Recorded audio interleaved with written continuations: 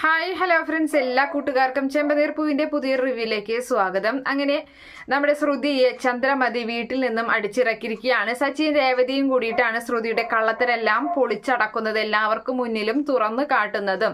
അങ്ങനെ അതിനുശേഷം ആ സമയത്ത് വർഷയും ശ്രീകാന്തും ടൂറ് പോയിരിക്കുകയാണ്. അപ്പൊ അവരെ വിളിച്ചിട്ടും ഇവർ കാര്യങ്ങളൊക്കെ പറയുന്നുണ്ട്. വർഷയാണെങ്കിൽ നല്ല ത്രില്ലിലാണ്. ഞാൻ അവിടെ ആ സമയം ഇല്ലാതെ പോയല്ലോ എന്നൊക്കെ ഇങ്ങനെ പറഞ്ഞങ്ങനെ വലിയ രസം പിടിച്ച് നിൽക്കുന്നുണ്ട്. എന്തായാലും അതിനുശേഷമാണെങ്കിൽ നമ്മുടെ ശ്രുതിയെ നേരെ പോകുന്നത് മീരയുടെ വീട്ടിലേക്കാണ്. ശ്രുതിയാണെങ്കിൽ കള്ളു കുടിച്ച് ഫിറ്റൊക്കെ ആയി പ്രശ്നങ്ങളൊക്കെ ആയി പോലീസ് സ്റ്റേഷനിലാവുന്നുണ്ട്. അവിടെ നിന്നും ഇറക്കിക്കൊണ്ട് വരുന്നത് സച്ചി തന്നെയാണ്. സച്ചിയും അച്ഛനൊക്കെ കൂടിയിട്ടാണ്. അതിനുശേഷമാണെങ്കിൽ നമ്മുടെ അച്ഛനാണെങ്കിൽ അച്ഛമ്മയുടെ അരികിലേക്ക് പോവുകയാണ്. സ്വന്തം അമ്മയുടെ അരികിലേക്ക് രവി പോകുന്നുണ്ട്. എന്നിട്ട് എന്തായാലും അമ്മ എവിടെ കൊണ്ടുവരണം, ഈ പ്രശ്നം സോൾവ് ആക്കാൻ അമ്മയ്ക്ക് മാത്രമേ പറ്റുകയുള്ളൂ. ചന്ദ്രയോട് ഒരിക്കലും പറഞ്ഞാൽ ചന്ദ്ര അത് അംഗീകരിക്കില്ല, അമ്മ പറഞ്ഞാൽ മാത്രമേ ചന്ദ്ര കേൾക്കുകയുള്ളൂ എന്ന് രവിക്ക് അറിയാം. അതുകൊണ്ട് തന്നെയാണ് സച്ചിയോടൊക്കെ വിവരം പറഞ്ഞ് നാട്ടിലോട്ട് രവീന്ദ്രൻ പോകുന്നത്. അതേ സമയത്ത് പിന്നെ വേറെ ആരും ഇല്ല. ശ്രുതിയാണെങ്കിൽ പുറത്തുനിന്നാണ് ഭക്ഷണം കഴിക്കുന്നത്. ചന്ദ്രമതി ആണെങ്കിൽ അവിടെ ഇല്ല. അപ്പോൾ വീട് ശരിക്കും ഉറങ്ങിയ പോലെ ആവുകയാണ്.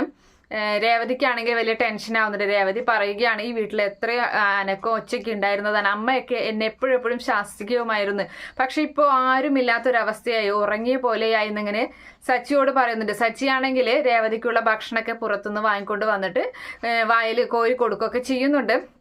അങ്ങനെ ആ സമയത്ത് സച്ചി പറയുകയാണ്, നിനക്ക് ഇപ്പം അമ്മയുടെ ചീത്ത കേൾക്കാതിരിക്കാൻ വയ്യാതെയായോ, ഇവിടെ ആൾക്കാർ കൂടുന്നതിനനുസരിച്ച് നീയല്ലേ എല്ലാ ജോലികളും ചെയ്യുന്നത്, ഇപ്പം നിനക്ക് സമാധാനമായിട്ട് ഒരുത്തിൽ ഇരുന്നൂടിടി എന്നൊക്കെ ഇങ്ങനെ ചോദിക്കുകയാണ്. അതൊന്നല്ല സച്ചിയേട്ടാ, ആളെനൊക്കെ ഉണ്ടായിട്ട് ഇങ്ങനെയൊക്കെ ആകുമ്പോൾ വല്ലാത്തൊരു വിഷമം പോലെയാണ്. വെറുതെ വീരാനെ നമുക്ക് ഇങ്ങോട്ട് കൊണ്ടുവരണ്ടായിരുന്നു, ഈ സത്യങ്ങളൊക്കെ പുറത്തു കൊണ്ടുവരണ്ടായിരുന്നു, അതുകൊണ്ടല്ലേ ഇപ്പം ഇവിടെ ഇങ്ങനെയൊക്കെ ആയത് എന്നൊക്കെ ഇങ്ങനെ സ്വയം കുറ്റപ്പെടുത്തുന്നുണ്ട് രേവതി. അപ്പോൾ ആ സമയത്ത് സച്ചി പറയണം, അതെ എനിക്ക് എന്തൊക്കെ വീണ്ടും സംശയങ്ങളുണ്ട് ഈ പറയുന്ന ശ്രുതിയെ പറ്റിയിട്ട്. ശ്രുതിക്ക് ഇനിയും എന്തൊക്കെ കള്ളത്തരങ്ങൾ ഉള്ളതായിട്ട് എനിക്ക് തോന്നുന്നുണ്ട്. നമുക്കൊരു കാര്യം ചെയ്താലോ, ശ്രുതിയുടെ കള്ളത്തരം നമുക്ക് പൊളിച്ചടിക്കാലോ. അപ്പോൾ എന്താന്ന് ചോദിക്കുന്നുണ്ട്. അപ്പോൾ അവളുടെ റൂമിൽ കയറി പരിശോധിച്ചാലോ എന്തെങ്കിലും സാധനങ്ങൾ കിട്ടാതിരിക്കില്ല, എന്തെങ്കിലും തെളിവുകൾ എന്തെങ്കിലും എന്ന് പറയുമ്പോൾ രേവതി പറയാണ്, വേണ്ട ഞാനില്ല അതിനൊന്നും എന്ന് പറയുന്നുണ്ട്. അപ്പോൾ എന്നാ പിന്നെ അത് ശരിയാവില്ല. അപ്പോൾ സച്ചി ടോസ് ഇടുകയാണ്. ടോസ് ഇട്ടിട്ട് പറയുന്നുണ്ട്, ഹെഡ് വീണാല് പരിശോധിക്കണം, അതുപോലെ ടെയിലാണെങ്കിൽ പരിശോധിക്കേണ്ട എന്ന് പറയുന്നുണ്ട്. അപ്പോൾ ആ സമയം ശരി എന്ന് പറഞ്ഞിട്ട് അങ്ങനെ ടോസ് ഇടുന്ന സമയത്ത് ഹെഡ് തന്നെയാണ് വീഴുന്നത്. അപ്പോൾ വാ നമുക്ക് പോയി നോക്കിയിട്ട് വരാമെന്നും പറഞ്ഞ് സച്ചി നിർബന്ധിച്ച് രേവതിയെയും കൂട്ടിയിട്ട് അവരുടെ മുറിയിൽ ചെല്ലുകയാണ്. അവിടെ എല്ലായിടത്തും നോക്കുന്നുണ്ട്. അപ്പൊ നോക്കി അവസാനം കിട്ടുന്നത് ഒരു ആൺകുട്ടിയുടെ ഒരു ജോഡി ഡ്രസ്സാണ്. അത് നമ്മുടെ ആദിയുടെ ഡ്രസ്സാണ്.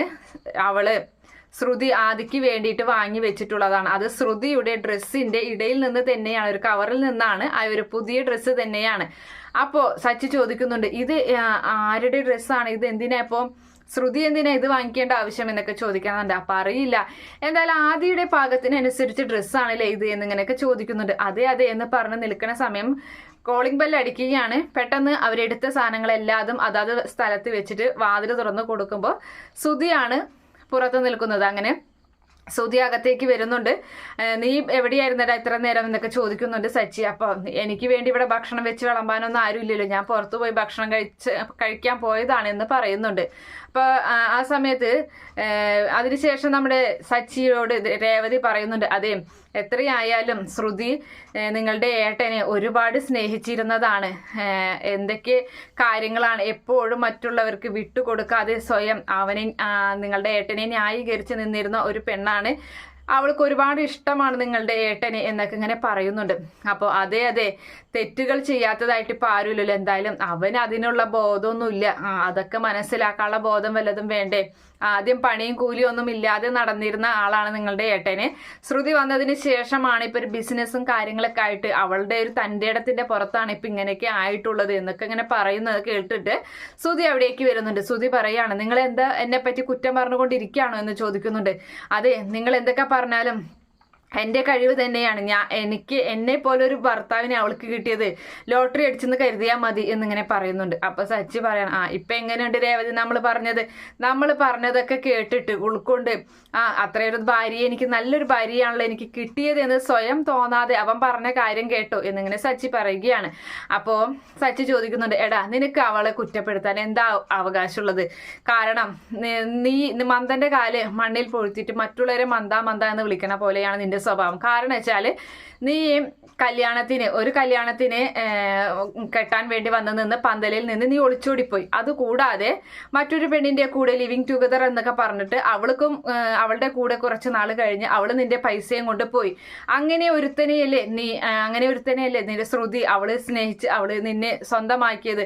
അപ്പൊ അവളെ അങ്ങനെയാണെങ്കിൽ അവളെ ശരിക്കും നീ റെസ്പെക്ട് ചെയ്യേണ്ടതല്ലേ എന്നൊക്കെ ഇങ്ങനെ ചോദിച്ചിട്ട് സച്ചി ശ്രുതിക്ക് വേണ്ടിയിട്ട് വാദിക്കുന്നൊക്കെയുണ്ട്. ശ്രുതിയെ അങ്ങോട്ട് തിരിച്ചു കൊണ്ടുവരാൻ ശ്രുതിയുടെ മനസ്സ് മാറ്റിക്കാനൊക്കെ നോക്കുന്നുണ്ട്. നീ നിന്റെ അമ്മയുടെ വാക്കും കേട്ട് നടന്നിട്ട് കാര്യമില്ല, നിന്റെ ജീവിതമാണ് ഇല്ലാതായി പോകുന്നത് എന്നൊക്കെ പറഞ്ഞ് മനസ്സിലാക്കാനൊക്കെ ശ്രമിക്കുന്ന ഭാഗമാണ് വരാൻ പോകുന്നത്.